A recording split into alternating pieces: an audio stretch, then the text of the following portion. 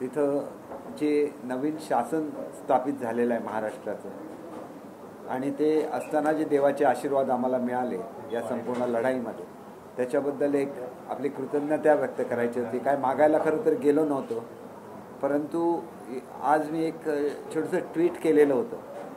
ते मी असं केलं होतं की कर्तृत्ववान आणि धडाडीचे मुख्यमंत्री, कल्पक आणि बुद्धिमान उपमुख्यमंत्री, दिलदार आणि परखड विरोधी पक्षनेता अशी आहे महाराष्ट्राची टीम. छान मोदींच्या नेतृत्वाखाली बनेल भारताची शान.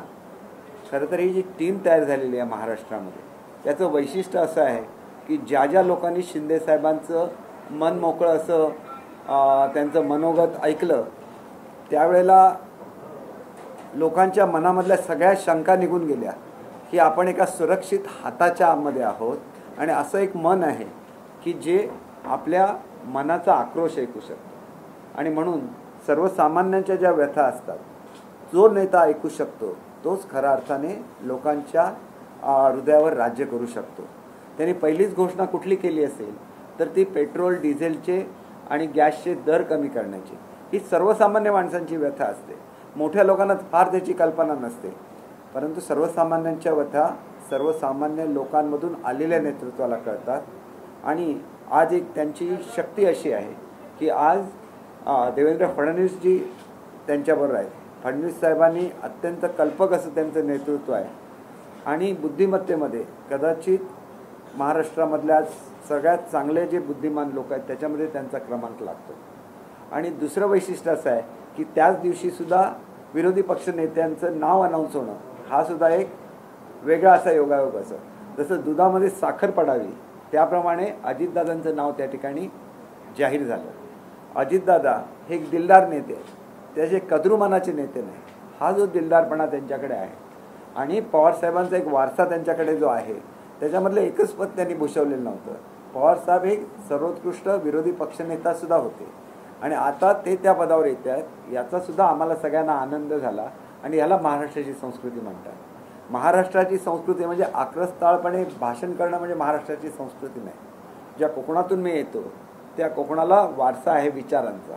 त्या कोकणाला विचार आहे तो बॅरिस्टर नाथपैंचा असेल, प्राध्यापक मधु दंडवतेंचा असेल, अनेक नावं घेता येतील कोकणातली, परंतु तो कोकणाचा जो वारसा आहे, आज कोकणाचं राज्य खऱ्या अर्थाने आलेलं आहे. की उद्धव साहेब आल्यानंतर सुद्धा आम्हाला खूप आनंद झाला की कोकणाचं राज्य आलं. कारण कोकण जो रिजन आहे त्याच्यामध्ये जे जिल्हे येतात त्यापैकी 2 जिल्हे मुंबईचे आहेत आणि मग पालघर, ठाणे, रायगड, रत्नागिरी आणि सिंधुदुर्ग म्हणून आमचं कोकण होतं. कोकणचा बॅकलॉग कितीही असला तरी कोकणचं स्वतंत्र वैधानिक विकास महामंडळ अनेक वेळेला ठराव झाले, अनेक वेळेला स्वतः पवारसाहेब असताना ठराव झाले, फडणवीस साहेब असताना आम्ही ठराव केला होता, पण तो काय स्वतंत्र दर्जा आम्हाला मिळाला नाही. आम्ही उर्वरित महाराष्ट्रामध्येच राहिलो. पण आज आमच्या हक्काचा मुख्यमंत्री आम्हाला मिळतोय ही जाणीव आम्हाला खूप सुख देऊन देते. आणि त्याच्यामुळे हक्काचे मुख्यमंत्री येत असताना उपमुख्यमंत्रीसुद्धा आमच्या तेवढ्याच हक्काचे आहेत. आणि त्याच्यामुळे मला असं वाटतं की हे जे राज्य आहे, पहिली घोषणा त्यांनी कुठली केली असेल कृषी दिनाच्या दिवशी की आत्महत्यामुक्त महाराष्ट्र. शेवटी तुम्ही बघा की महाराष्ट्र आपला एवढा प्रगतिशील आहे, एवढा श्रीमंत आहे, परंतु तिथले शेतकरी आत्महत्या करतात. हे दुःख जर कोणाला तरी कळायचं असेल तर त्याच्यासाठी शेतकऱ्याचा मुलगाच व्हायला लागतं. आणि हे महाराष्ट्रामध्ये घडलं ही वस्तुस्थिती आहे. आणि म्हणून काल मला खरं तर अजितदादांचं सुद्धा अभिनंदन करायला भाषण करायचं होतं, पण हे भाषण करताना मी एक त्यांना नंतर मी स्वतःला आवरलं. कारण मी जे अनेक मुद्दे मांडत होतो की आम्हाला निधी मिळाला नाही, आमचा निधी मिळाला नाही आणि त्याच्यामुळे आमच्या लोकांनी बंडखोरी केली, हे जे म्हणत होतो त्याला अगोदर त्यांचं अभिनंदन करावं आणि नंतर हे सांगावं. नाहीतर काय होईल की मी खोटं बोलतो असं लोकांना वाटेल. कारण मी सुद्धा अर्थ खात्यातच राज्यमंत्री होतो, त्यामुळे फिगर्स आमच्याकडे सुद्धा असतात. आणि म्हणून मी तुम्हाला साध्या नगरविकास खात्याच्या फिगर्स सांगतो, एकच सांगतो, मला काय त्यांच्यावर टीका वगैरे करा कारण मी उत्तरच द्यायचं नाही. उलटं त्यांचं नेतृत्व भरत जावं असं मानणाऱ्यापैकी मी एक आहे. आणि म्हणून आमच्याबद्दल बोलताना सुद्धा ते तेवढ्याच प्रेमाने बोलतात आणि ते सुद्धा त्यांच्याबद्दल आम्ही बोलताना सुद्धा तेवढ्याच प्रेमाने बोलतो. आणि म्हणून एवढंच सांगायचं की निधी कोणाला दिला नाही असं कोणच म्हटलं नाही, पण दादांनी नेमकी नावं ज्या ज्या मंत्र्यांची घेतली आणि त्यांचा निधी वाचून दाखवला, तो त्या मंत्र्यांच्या मतदारसंघापुरता निधी मर्यादित होता. मंत्र्यांच्या निधीला, मंत्र्यांना एखाद्या मतदारसंघाला निधी मिळाला म्हणजे आमच्या उरलेल्या आमदारांच्या मतदारसंघाला मिळाला असा अर्थ होत नाही. सगळ्या महाराष्ट्रालाच निधी मिळावा, पण त्याच्यावर सुद्धा शिवसेनेला वर हे होता का मध्ये बघा, जे खातं स्वतः यांच्याकडे होतं आमच्या शिंदे साहेबांकडे, ते नगरविकास खातं होतं, त्याच्यामध्ये 3,800 कोटी रुपये वितरित झाले. त्याच्यापैकी NCPला किती मिळाले होते? 2,004 कोटी. त्याच्यामध्ये म्हणजे म्हणजे वित्तमंत्र्यांनी वितरित केलेल्या निधीसह ही फिगर आहे. म्हणजे त्यांना वेगळे अधिकार असतात, त्यांच्याकडे एक राखीव निधी असतो, त्याच्यासकट 2,804 कोटी रुपये 2,004 कोटी रुपये सॉरी. आणि राष्ट्रवादीच्या आणि त्याच्यामधले बारामतीला किती मिळाले तर 858 कोटी रुपये. म्हणजे मला वाटतं दादा पहिल्यांदा आले आणि त्यांनी म्हटलेलं होतं की चांदा ते बांधामधून तुम्ही फक्त चंद्रपूरला आणि ह्याला पैसे नेले. मला त्यावेळची भाषणं आठवतात. त्यावेळेला म्हटलं होतं की सिंधुदुर्गाला तुम्ही 250 कोटी दिले. आम्हाला कुठूनच पैसे नाही मिळत आमच्या कोकणाला, पण आम्हाला वाटतं कधीतरी मिळाले तर आम्हाला खुश होतं. खूप मोठी रक्कम नाही, पण बघा एकट्या बारामतीला 858 कोटी रुपये मिळाले एका वर्षामध्ये नुसत्या नगर विकासचे. ही कम्पेअर करताना आम्ही कधीच अशी कम्पेअर करत नाही, किंवा मी ज्याला अर्थमंत्री झालो मी कधीच काढलं नव्हतं तुम्हाला एवढे मिळाले. परंतु असं होतं की अन्याय झाला की झाला नाही हे दाखवायला पाहिजे की आमच्या लोकांनी उठाव का केला. तर तुम्हाला जेवढा ह्यावेळेला एवढा निधी मिळतो त्यावेळेला 3,800 पैकी 2,004 कोटी तुमच्या एकाच पक्षाला जातात, आणि उरलेल्यामध्ये शिवसेना 3 नंबरला आणि 2 नंबरला काँग्रेस राहते. आणि ते सुद्धा शिवसेना 2 नंबरला ह्या खात्यामध्ये का राहिली तर तिथे एकनाथ शिंदे साहेब होते म्हणून. आणि त्याच्यामधले सुद्धा 800 कोटी रुपये हे परस्पर नगरविकास खात्याचे हे त्यांच्या अधिकारामध्ये वाटण्याचा हे झालेला होता. आणि नंतर तो शिंदे साहेबांनी एकदा मुख्यमंत्र्यांकडे जाऊन रद्द केला आणि पुन्हा सुरू केला. शिंदे साहेबांचं मनच तेवढं मोठं आहे, पण दादांवर आम्ही तेवढंच प्रेम करतो. पण वस्तुस्थिती जर महाराष्ट्रामध्ये चुकीची येत असेल तर ती वस्तुस्थिती महाराष्ट्राच्या जनतेला मला सांगितलीच पाहिजे. ते काय दादांवर टीका म्हणून नाही मी सांगितली. दादा मोठे व्हावे, दादांचा स्वभाव, दादांचा वक्तशीरपणा, दादांचं सरळ बोलणं, दादांचं फोन उचलून काल ह्यांनी तेच सांगितलं शिंदे साहेबांनी. मी असं मानत नाही की सादर करावे, तपासून पाहावे. आपण डायरेक्ट फोन उचलतो आणि तसंच दादा करायचे. अजितदादा काय करायचे की अजितदादा संबंधित सचिवांना फोन करायचे, कार्यकर्त्यांची कामं करून घ्यायची आणि परत कार्यकर्त्यांना फोन करायचे. हा जो गुण आहे क्वचित तुम्हाला महाराष्ट्रामध्ये आढळेल. म्हणून आम्ही पक्षाच्या पलीकडे जाऊन ज्या लोकांवर प्रेम करतो त्याच्यापैकी अजितदादा आहेत.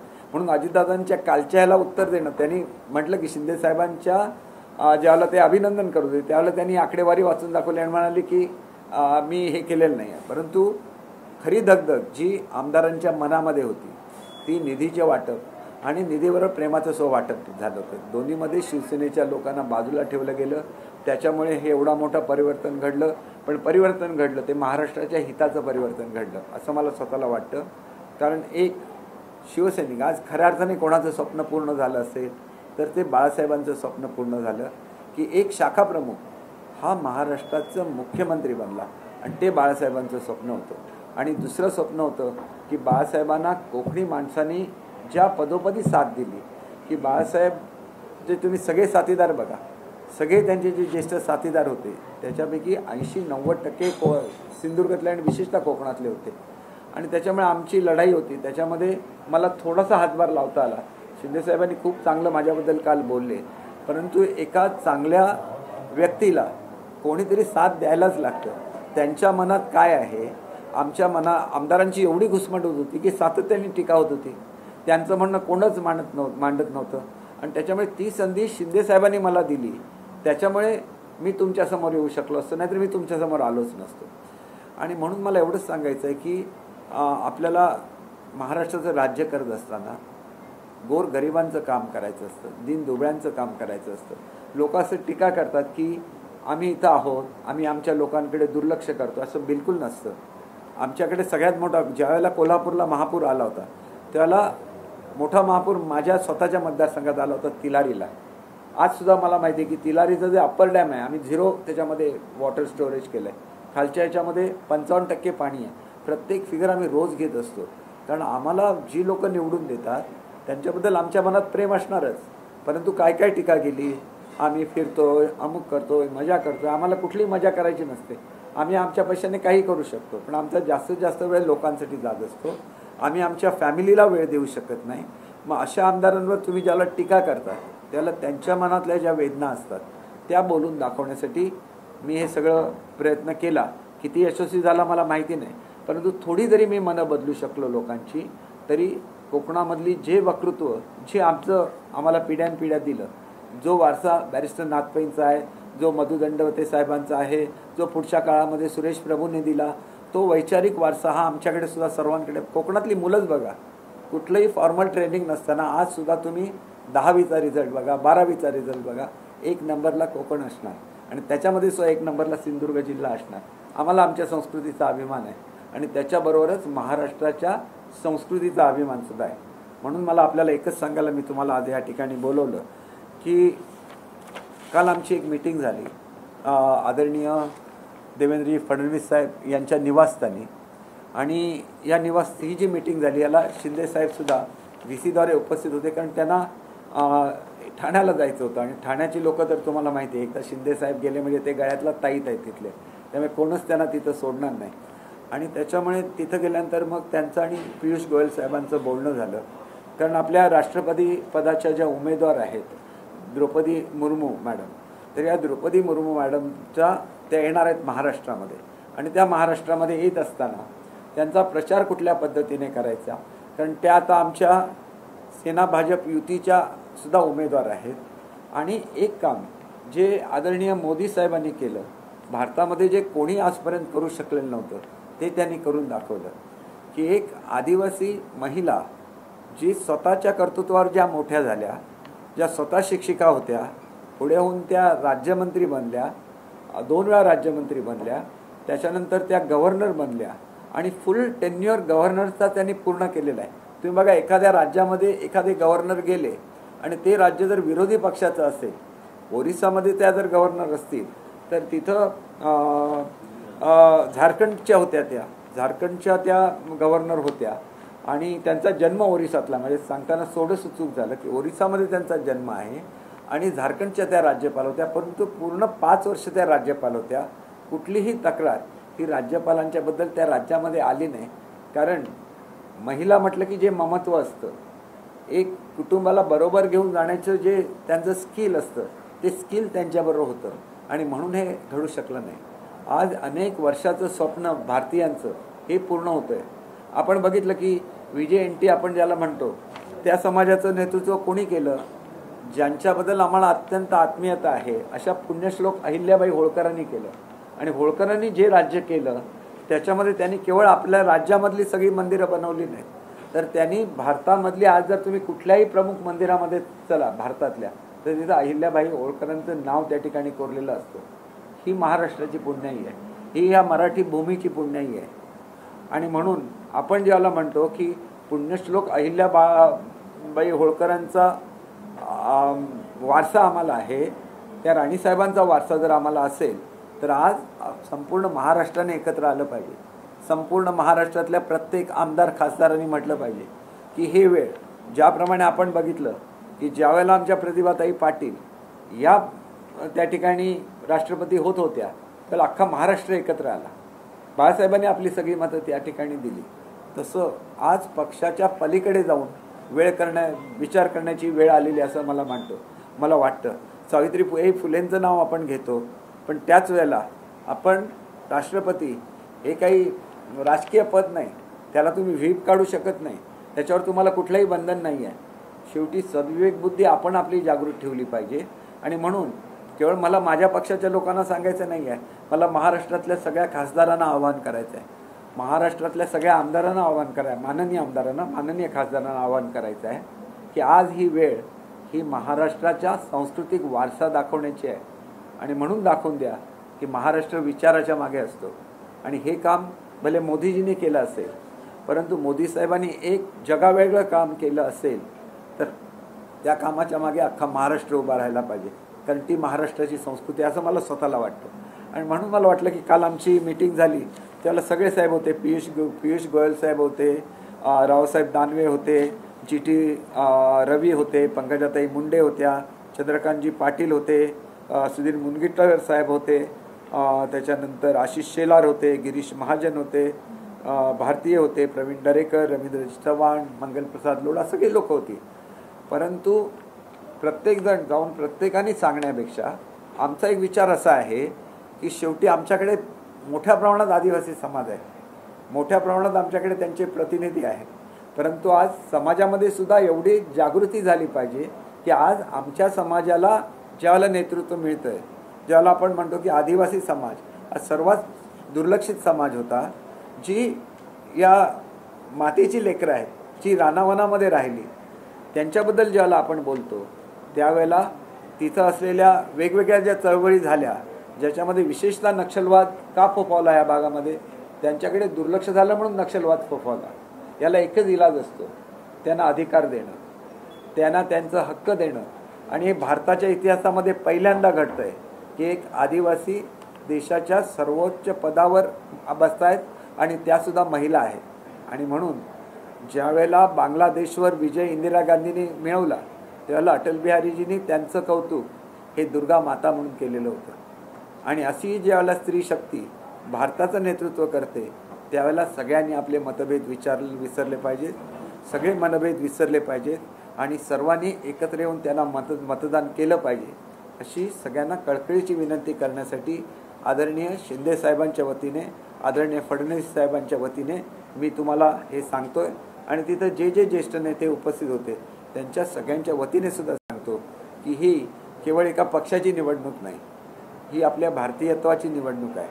आणि म्हणून सगळ्यांनी एकत्र यावं, सगळी राजकारणाची पादत्राणं बाहेर ठेवावी आणि मतदान करताना एक आपण स्त्री शक्ती जागृत करण्याचा हा प्रयत्न करूया. आणि खऱ्या अर्थाने आदिवासींना प्रतिनिधित्व हा देश देऊ शकतो याचं जगासमोर आपण उदाहरण घडवूया, एवढंच आपल्याला आणि आपल्या मार्फत आवाहन करण्यासाठी मी आपणा सर्वांना या ठिकाणी बोलवलं. आणि अल्पशा वेळामध्ये मला आपल्याला बोलवायला लागलं. खरं तर खूप आज पाऊस पडतोय मुंबईमध्ये, कोकणामध्ये खूप पाऊस पडतोय. आणि मी तुम्हाला एक सांगतो, आमच्यावर टीका करतात. मी काल रात्री देवेंद्र फडणवीस साहेबांच्या बरोबर होतो. काल रात्री ते रायगडच्या कलेक्टरशी बोलत होते आणि ते चौकशी करत होते की कुठे पाऊस आला आहे, कुठे पूर आला आहे. आणि त्यांनी ताबडतोब दरेकर साहेबांना बोलवून घेतलं, कारण ते नागपूरला जाणार होते. त्यांना सांगितलं की ताबडतोब तुम्ही रायगडमध्ये चला. याला म्हणतात नेतृत्व आणि याला म्हणतात सरकार. आणि म्हणून टीका करणारे खूप असतात पण काम करणारे कमी असतात. म्हणून काम करणाऱ्या लोकांचं सरकार आलेलं आहे. आणि एकच गोष्ट तुम्हाला मी सांगतो की हे जे सरकार आहे हे जनतेच्या मनातलं सरकार आहे. कारण शिवसेना, काँग्रेस आणि राष्ट्रवादीच्या आघाडीला महाराष्ट्राच्या जनतेने कधीच मतदान केलेलं नाही आणि पुढे कधी मतदान करतील असं मला वाटत नाही.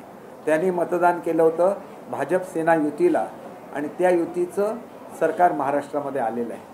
मी तुम्हाला एकच सांगतो की मी सांगितलेलं आहे की मला स्वतः उद्धवजींबद्दल एवढं अभिमान आहे, एवढं प्रेम आहे, एवढा आदर आहे. त्यांनी केलेल्या कुठल्याही स्टेटमेंटवर मी स्टेटमेंट करणार नाही. पण सकाळी एकदा मला पत्रकारांनी विचारलं की महाराष्ट्रामध्ये लवकर मध्यवर्ती निवडणुका होतील का, तर मी त्यांना विचारलं असं कधीही शक्य नसतं. एखाद्या पक्षाचं राज्य गेलं म्हणून कधी मध्यवर्ती निवडणुका होत नाहीत. मध्यवर्ती निवडणुका होण्यासाठी तिचं जर कोणाचंही बहुमत होत नसेल तरच मध्यवर्ती निवडणुका होतात. पण त्याची जर ट्रायल घ्यायची असेल, छोटंसं एक झलक करायची असेल तर 15 निवडणुका महाराष्ट्रामध्ये घेता येतील. बरोबर, 15 लोक समजा डिस्क्वालिफाय झाले, 16 तर होणार नाही. 15 जर डिस्क्वालिफिकेशनचा अर्ज दिला असं मला समजलं. मी काय या गोष्टी करत नाही कारण मी काय पार्टीचा प्रतोद नाही.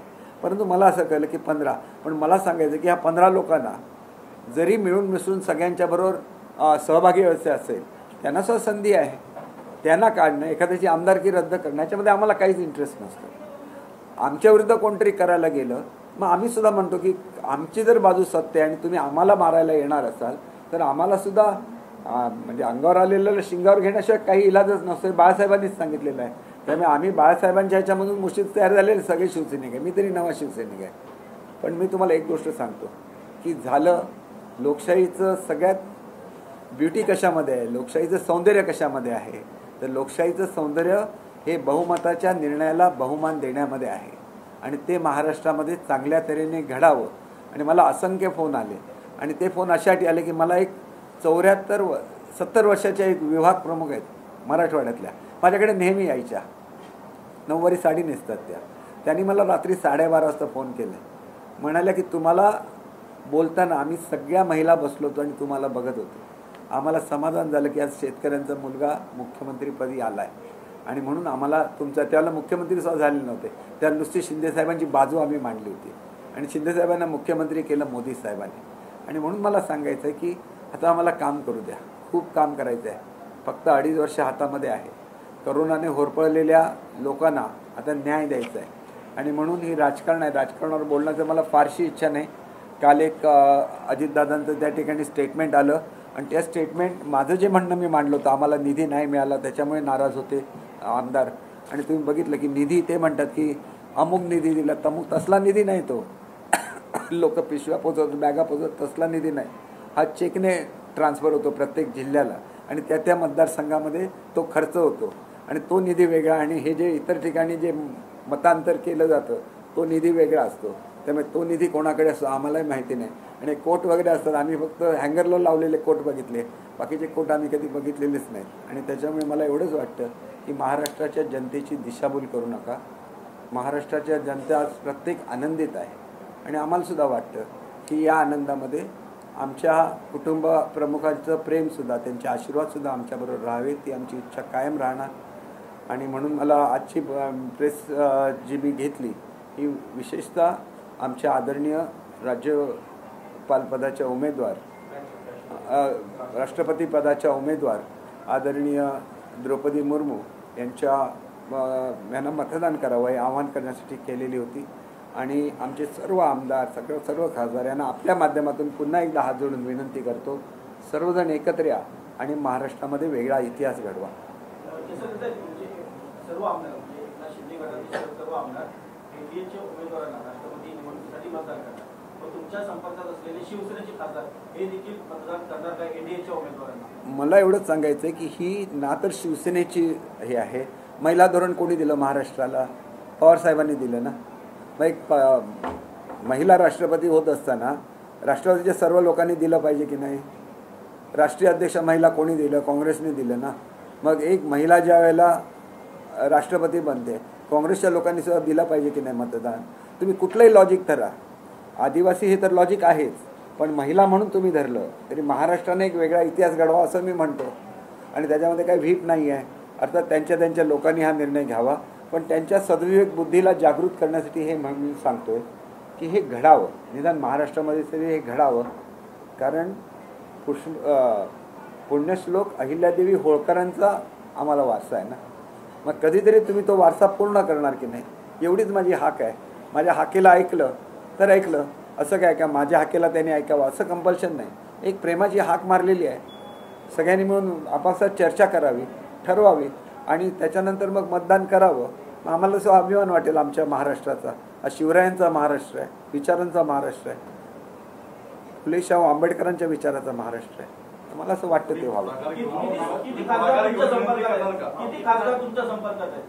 बघा, आज हा पॉलिटिकल क्वेश्चन झाला, बरोबर. मी काय म्हणतो, आजचा विषय काय आहे की किती खासदार उद्या द्रौपदी मॅडमना मतदान करतायत, महत्त्वाचा विषय आहे ना. तुम्ही आज आमच्या माध्यमातून सांगा ना, प्रत्येक खासदारांना विचारा की आज एका आदिवासी महिलेला एवढं मोठं पद मिळतं आहे, राष्ट्रपती पद मिळतं आहे आणि याला दंडकारण्य म्हणतात. सॉरी माझं बोलून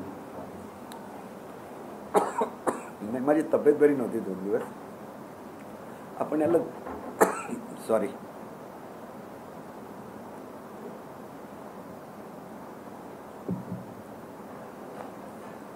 काल मी कसा बसलो होतो हाऊसमध्ये मलाच माहिती आहे. डॉक्टरने एवढी औषधं दिली होती ना की त्या औषधामध्ये हे असतात, म्हणजे सर्दी कमी करायची औषधं, त्याच्यामुळे डोळ्यावर झोप येत राहते. एकाने जर असं जरी केलं ना तरी तुमचा लगेच फोटो येतो याच्यावर झोपले म्हणून आमदार, त्याला तुम्ही म्हणून. प्रश्न असा होता की द्रौपदी मुर्मू या एनडीएच्या कॅन्डिडेट आहेत. कुठल्याही भाजपच्या वरिष्ठ नेत्याकडनं अजून आव्हान सर्वपक्षीय आमदारांना खासदारांना झालेलं नाहीये. आपण कुठल्या कॅपॅसिटीमध्ये हे आव्हान करताय? शिवसेनेचे मी शिंदे साहेबांच्या वतीने हे आव्हान तुम्हाला करतोय. आणि काल आम्हाला जे सांगण्यात आलेलं आहे त्या मीटिंगला मी स्वतः उपस्थित होतो.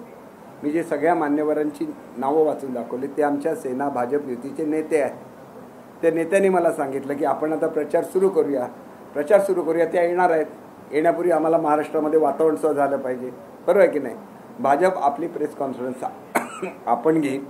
मी शिंदे साहेब आमचे जे महाराष्ट्राचे मुख्यमंत्री आहेत त्यांच्या वतीने ही प्रेस कॉन्फरन्स घेतोय. आता एनडीएचा घटक पक्ष बरोबर आम्ही आहोतच ना, आम्ही युतीमध्ये आहोत, म्हणजे आम्ही घटक पक्षच आहोत. महाराष्ट्र विधिमंडळामध्ये मी काय पार्लमेंटबद्दल सांगत नाही. महाराष्ट्र विधिमंडळ शिवसेना पक्ष त्याचा मी प्रवक्ता आहे आणि तो पक्ष विधिमंडळ पक्ष हा महाराष्ट्राच्या सत्तेवर आहे आणि तो सेना भाजपच्या युतीचा घटक पक्ष आहे. आणि आज हा घटक पक्ष महाराष्ट्राचं नेतृत्व हे शिंदे साहेबांच्या रूपाने करतोय. सर्व विरोधी पक्षाने कॅन्डिडेट दिलेला असताना तुम्ही अशा पद्धतीनं आवाहन करत असाल तर स्वतः देवेंद्र फडणवीस उद्धव ठाकरेंना भेटून शरद पवारांना भेटून अशा पद्धतीची विनंती करणार का? हे बघा, ही विनंती ज्यावेळेला करतात त्यावेळेला पक्षाचे काही प्रमुख मंडळी येतात. समजा मातोश्रीवर जायचं असेल तर मग भाजपचे कोणीतरी ज्येष्ठ नेते येतील, समजा नितीनजी गडकरी येतील, आव्हान करणार ना. आम्हाला प्रत्येकाची मतं पाहिजे. सर हे इलेक्शन आहे हो, एका पक्षाचा हे आहे का प्रोग्राम? हा पक्षाचं हे नाही, पक्षाचं इलेक्शन नाही, हे इलेक्शन आहे, हे भारताच्या राष्ट्रपतींचं इलेक्शन आहे आणि त्याच्यामुळे प्रत्येकजण येऊन भेटणार. मी एक विचार सांगितला, विचार सांगायला काही सॉरी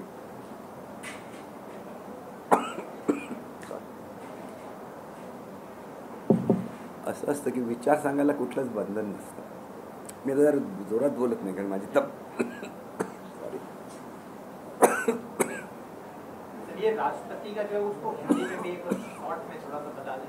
हिंदी में तर 2 मिनिट में जरा तुम्ही ऑफ केलं तर.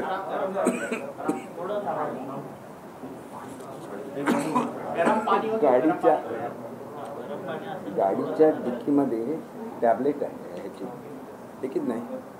बलदेव सिंग कडून हे घेऊन या कप ड्रॉप. सॉरी हा, तुम्ही ऑफ केलेला आहे. काय होतं माहिती आहे, तुमचे AC जरा कमी करा. अहो ठसका येणारे प्रश्न उपस्थित करू नका. हे जे बॉलिंग असतं ना गुगली, ते महाराष्ट्रामध्ये खूप असतं. म्हणजे क्लीन बोल्ड घेतलंच पाहिजे. जरासा खोकला कमी करतो. पण आम्हाला तरी कधी टीव्हीवर बोलायला मिळणार आहे साध्या लोकांना.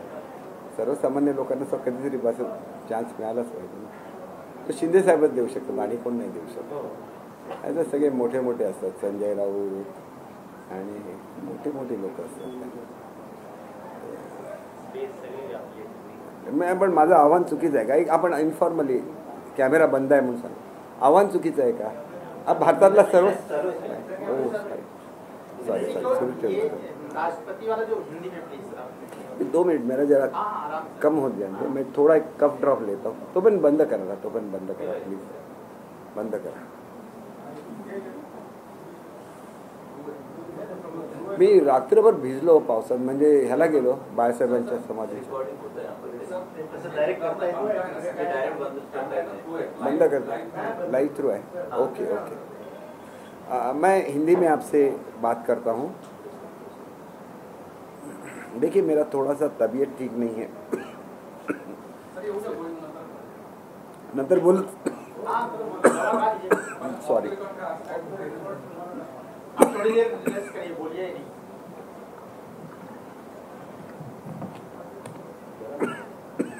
जरा गरम पाणी दे.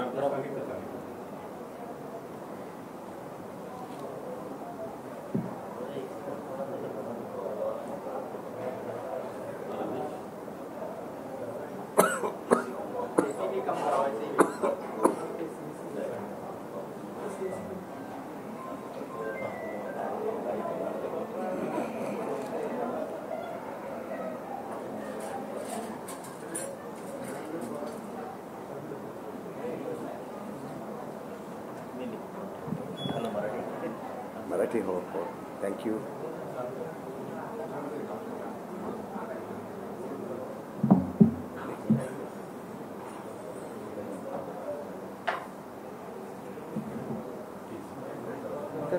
AC बंद करा.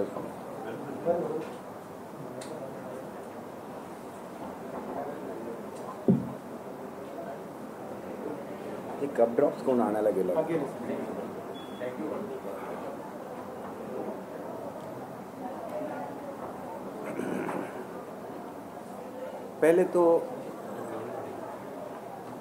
पहले तो मैं ये कहना चाहता था कि कल का दिन हमारे लिए बहुत ही शुभ दिन था।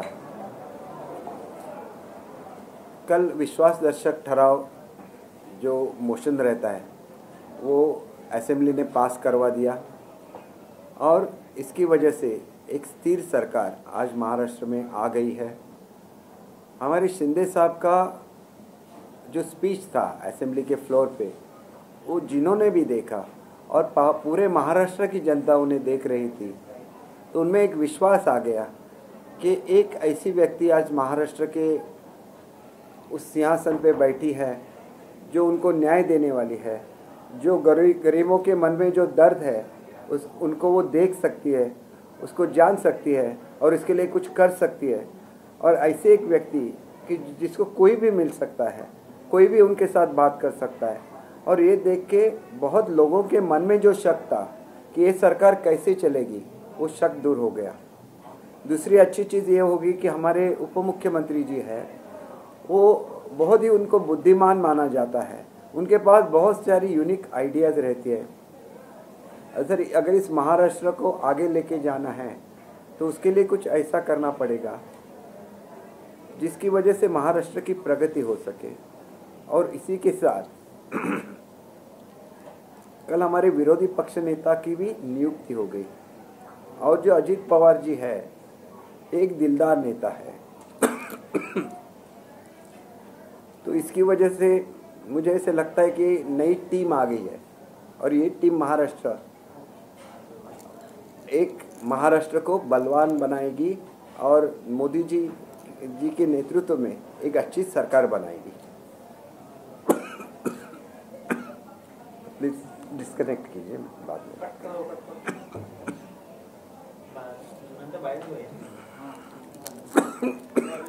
सॉरी।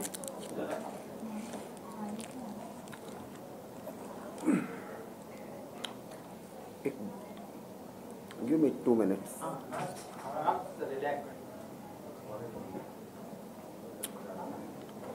पूरा बताने की नहीं, आप लास्ट 2 लाइन बताइए कि हमने आह्वान किया राष्ट्रपति वाला, बस ठीक है। ज़्यादा डिटेल्स बाकी मराठी में तो लगेच नाही, तुम्ही हवं तर थोडं ब्रेक घेऊन आलं तरी नहीं मैं बोलतो।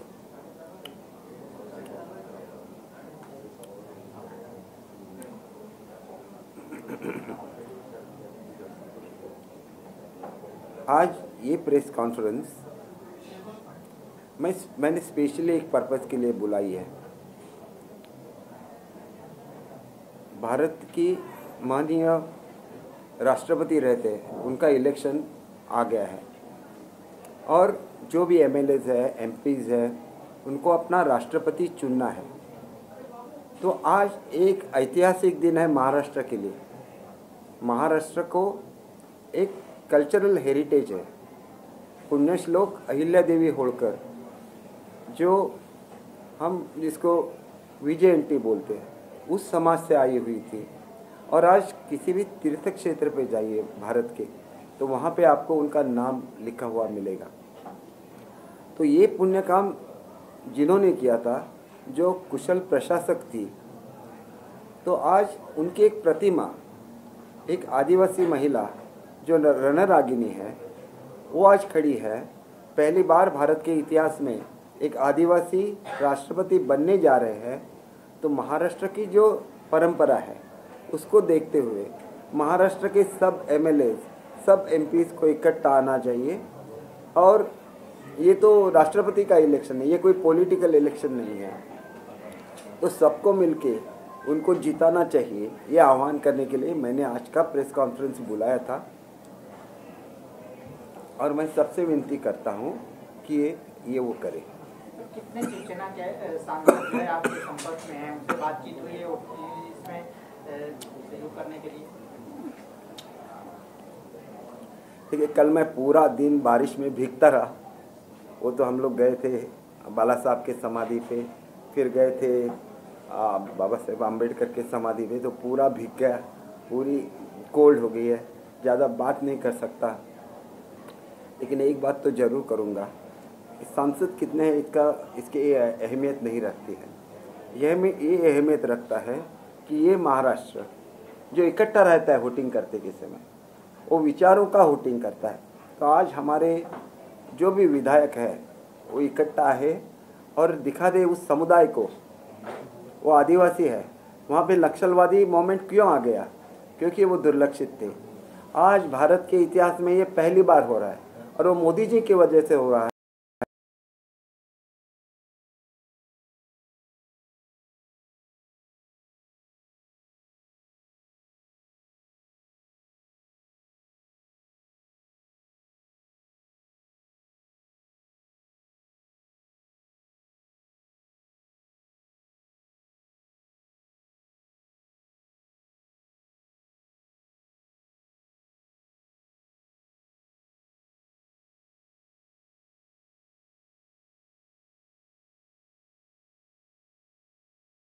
महिला राष्ट्रपति को मतदान करूंगा, क्योंकि ये महाराष्ट्र से है और महिला है। तो मैं ये सोचता हूँ कि ये महाराष्ट्र की परंपरा है, ये बाला साहब की परंपरा है, तो उसको जतन करना चाहिए। कल हमारा मीटिंग हो गया, पीयूष गोयल जी आए हुए थे, हमारे दानवे साहब थे, फडणवीस साहब थे, सब एक नेता इकट्ठा थे। हमारे शिंदे साहब तो उस मीटिंग में नहीं आ सके, उन्होंने मुझे भेजा था एज ए रिप्रेजेंटेटिव, लेकिन वो वीडियो कॉन्फ्रेंसिंग पे उनसे बात कर रहे थे। तो हम सब ने मिलकर सोचा कि इलेक्शन खाली सेना भाजपा युति का नहीं है, ये इलेक्शन भारत के जनता का है। तो सबको इकट्ठा आना चाहिए और सबको ये विचारों की लड़ाई है। ये कुछ ये नहीं है कि ये बीजेपी की लड़ाई है या तो ये कांग्रेस की लड़ाई है या तो एनसीपी की लड़ाई है, बिल्कुल नहीं है। ये तो राष्ट्रपति जो रहते हैं वहाँ कोई पॉलिटिकल वोटिंग नहीं होता, उसके लिए कोई व्हीप नहीं होता। ये तो भारतीय जनता का के आकांक्षाओं का प्रतीक है और वो जो प्रतीक है वो उस आदिवासी जनता का है जिसमें नक्सलवादी मोमेंट आ गया। क्यों आ गया? क्योंकि वो बिछड़े हुए लोग थे, इसलिए वहाँ पे ये आ गए नक्सलवाद। फिर हमें भी ऐसे लगता है ना, उनको अपने साथ लेना चाहिए ताकि नक्सलवाद वहाँ नहीं रहे। आर पाटिल थे, उन्होंने क्या किया कि ये जो आदिवासी बच्चे थे उनके लिए उन्होंने ट्रिप ऑर्गेनाइज किए महाराष्ट्र के, उनको महाराष्ट्र दर्शन दिखाया, उनके समझ में आ गया कि ये प्रगति है।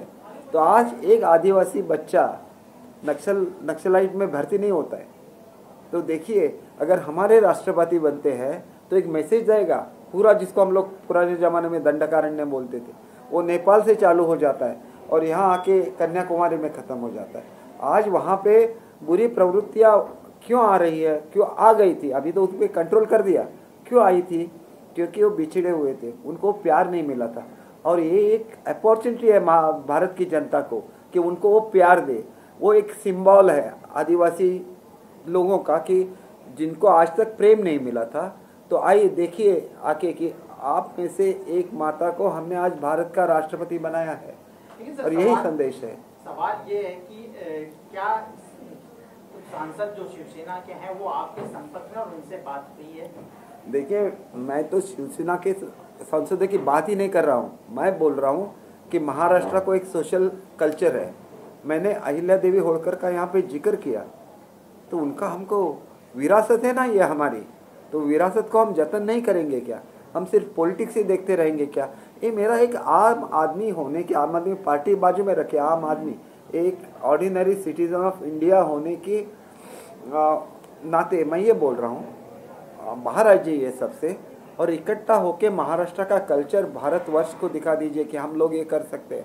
अगर हमने प्यार से हमारे आदिवासियों को जीता है, वहाँ का नक्सलाइट मोमेंट आज हमने ख़त्म किया है, तो प्यार से ख़त्म किया ना। आर पाटिल ने ना के वहाँ पे अपनी पुलिस भेजी, ना कि वो हमारा जो फोर्स है नया वो क्रिएट किया, उनको प्यार भी दिया। और ये महाराष्ट्र का कल्चर है।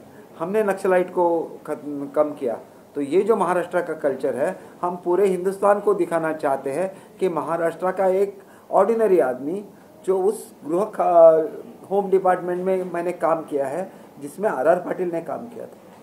और मुझे मालूम है कि ये जो सब होता है इसके लिए एक ही आंसर है, वो प्रेम का आंसर है। और उन्होंने वो दिखाया, उन्होंने करके दिखाया। तो अगर हम महाराष्ट्र में ये कर सकते हैं तो भारत में ये कौन है क्यों नहीं हो सकता? और मोदी जी ने ये करके दिखाया। उनको मालूम है कि क्या करना है आदिवासी जनता के लिए, उन्होंने ये करके दिखाया। तो मेरा एक सिंपल सा रिक्वेस्ट है, ना कि महाराष्ट्र के एमएलएज और एमपी को, पूरे भारतवर्ष के एमएलएज एमपी को इकट्ठा आना चाहिए। उन्हें बोलना चाहिए कि आज हमारा ये कर्तव्य है। ये जो बेल्ट है जो नेपाल से चालू हो जाता है कन्याकुमारी तक जाता है, सब आदिवासी बांधव वहाँ पे रहते हैं। अगर वो बिछड़े हुए हैं, अगर उनको प्यार नहीं मिला है, तो आज ये मौका है आपको उनको प्यार देने का। तो आज पॉलिटिक्स से बाहर आ जाइए और उनको जिताइए।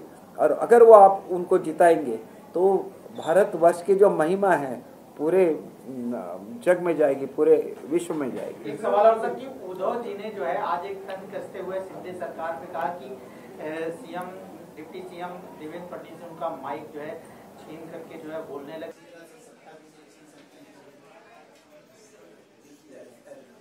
उद्धव जी एक महान नेता है, वो हमारे नेता है, उनके खिलाफ हम लोग कुछ बोले नहीं। लेकिन सुबह मुझे रिपोर्टर ने पूछा था कि मध्यवर्ती इलेक्शन होगी क्या महाराष्ट्र में, तो मैंने उनको ऐसे बोला था कि मध्यवर्ती इलेक्शन जहाँ पे मेजोरिटी रहती है, जहाँ मेजोरिटी बोलती है कि हम लोग सरकार ऐसे ही बना के रखेंगे, हम काम करेंगे, वहाँ से मध्यवर्ती इलेक्शन नहीं आ सकता। लेकिन उनको अगर ट्रायल लेना है, और उनके जो विधायक है महाराष्ट्र में जो 16-17 जो हमेशा बीच का उल्लंघन करते रहते हैं, उनको अगर ट्रायल चाहिए तो 15 लोगों की इलेक्शन लग सकती है। कॉन्स्टेंटली अगर बीच तोड़ते रहेंगे और उनको ट्रायल करने हैं महाराष्ट्र में कि कैसे इलेक्शन होती है, लोग किसकी तरफ है, एक छोटा सा इलेक्शन हम लोग बना सकते हैं 15 लोगों का। और एक हमारे एमएलए जो हमारे प्रिय एमएलए है उनका भी निधन हुआ था, वो तो इलेक्शन लगने ही लगने हैं। लेकिन वो अगर चाहे कि मिनी विधानसभा चाहिए तो मिनी विधानसभा 16 लोगों की हो सकते। साहेब, काल ज्या लोकांनी एकनाथ शिंदे साहेबांच्या आणि आपल्या प्रतोदांचं जे पत्र दिलं होतं त्याच्या विरोधात मतदान केलं, त्याच्यामध्ये आदित्य ठाकरेंचं नाव वगळून तुम्ही बाकीच्यांवर निलंबनाची कारवाई केली। आमच्या नेत्यांवर आम्हीच कारवाई करावी असं अनेक लोकांचं म्हणणं असतं, त्यांना भडकायचं आहे शिवसैनिक, आम्ही शिवसैनिक आम्ही आमच्या नेत्याला कसं डिस्क्वालिफाय करणार? त्याच्यामध्ये काय लॉजिक आहे का? आमचे नेते आहेत, आम्ही त्यांना का डिस्क्वालिफाय करणार? आम्ही काय म्हणणार की ते 15 लोकांना शिस्त लागली, आम्ही थोडंच काही शिकवू शकतो, आमचे नेते आहेत, तुम्ही कसं म्हणता 15 लोकांना केलं, एकाला केलं नाही? त्यांनी सुद्धा 30 लोक गैरहजर होते आणि 16 लोकांना नोटिसा दिल्या ना, ते रोज सांगत होते आमचे 20 लोक परत येणार, 25 लोक परत येणार, आमचे 10 लोक परत येणार, आमचे 15 लोक परत येणार, वो आहे नाही इलेक्शन भी होगा नाही। केसरकर साहेब, प्रश्न अजून का पुरा आहे की तुम्ही ही भूमिका मांडली बरोबर आहे, पण आज स्वतः आदित्य ठाकरे यांनी शिवसेना भवनची इथे भूमिका मांडली की आमचा व्हीप हा ग्राह्य होता, तुम्ही दिलेला व्हीप ग्राह्य नाही आहे। काय नाही आहे, आदित्यजी युवा सेनेचे बरोबर आहे, त्यांचा मान आपण ठेवलाच पाहिजे।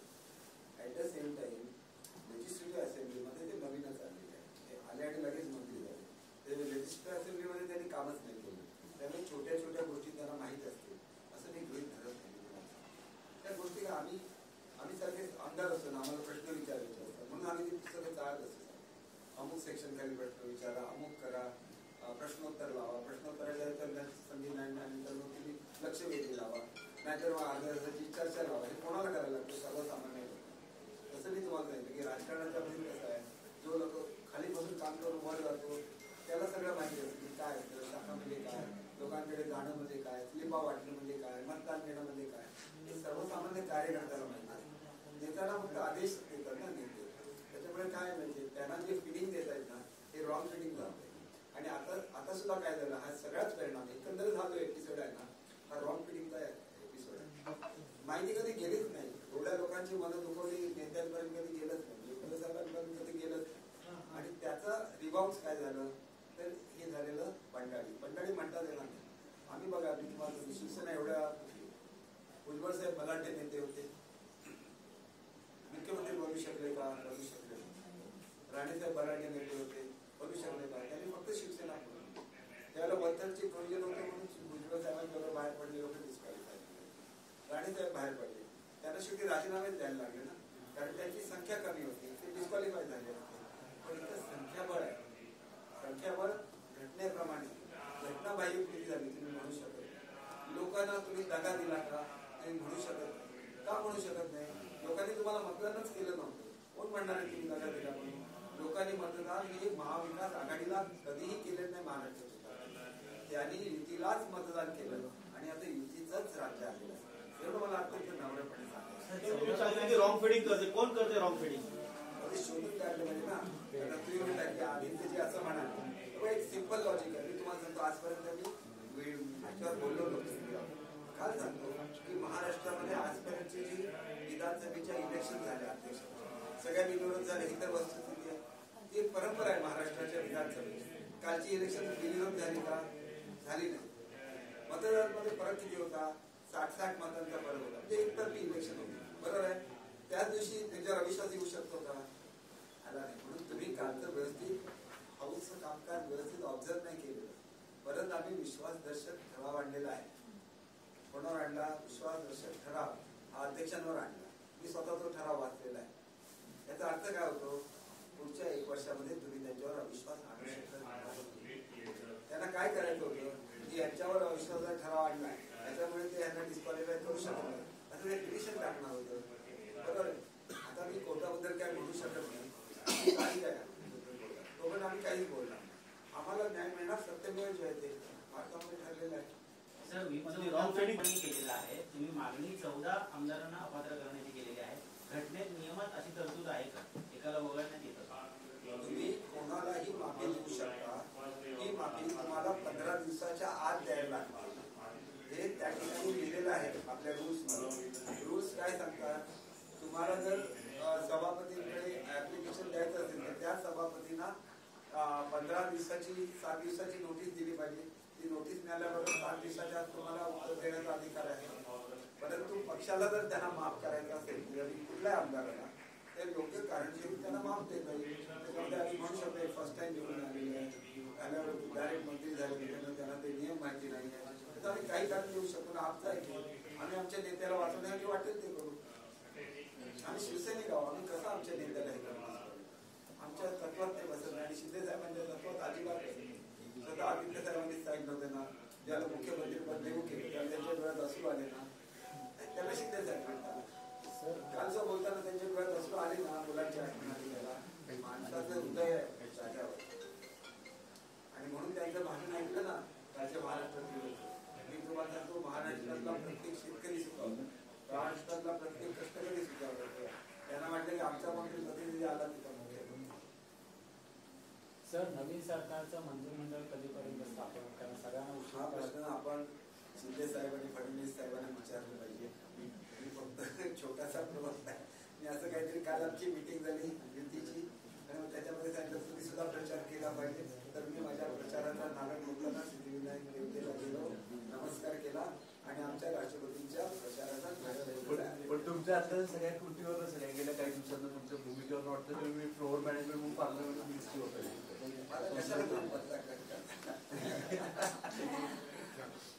आहे बरं आहे. कोकणातलं आमचं म्हणजे आम्ही फक्त संस्कृती जपण्यासाठी आम्ही कोकणची करतो. आमचे हे होते ना, म्हणजे म्हणतायत ना चालू आमच्या कोकणामध्ये ना सहज आपल्या गप्पा ऐकून सांगतो. लोकांनी ऐकलं वाईट आहे. माझे एक हे होते, म्हणजे आमचे शिक्षक होते, म्हणजे प्रोफेसर होते. मी ज्याला कॉलेजमध्ये शिकायचं होतं आणि त्याला बीकॉमला मराठी हा सब्जेक्ट होता, एक सब्जेक्ट मराठी.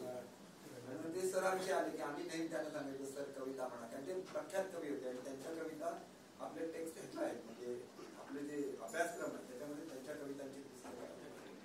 तर त्यांनी कोकणावर एक कविता लिहिलेली होती, अशा लाल मातीत जन्मात यावं, जन्मात यावं तिचा रंग रक्तास दे चेतना, इथे नांदते संस्कृती भारताची, घरादारात वृंदावन. आमची संस्कृती आहे ती दिवस लावलेली आहे ना, त्याचं पवित्र हे आमची संस्कृती आहे. आणि म्हणून ती संस्कृती तो लाल रंग आम्ही आमचे विचार केले, म्हणून आमचे विचार असे, म्हणून आम्ही कोणाच्या मागे चांगल्या प्रवृत्तीच्या मागे उभं राहतो आणि उभं राहिल्यानंतर ते ठामपणे उभं राहतो. आणि कोकणी मनुष्य असाच आहे.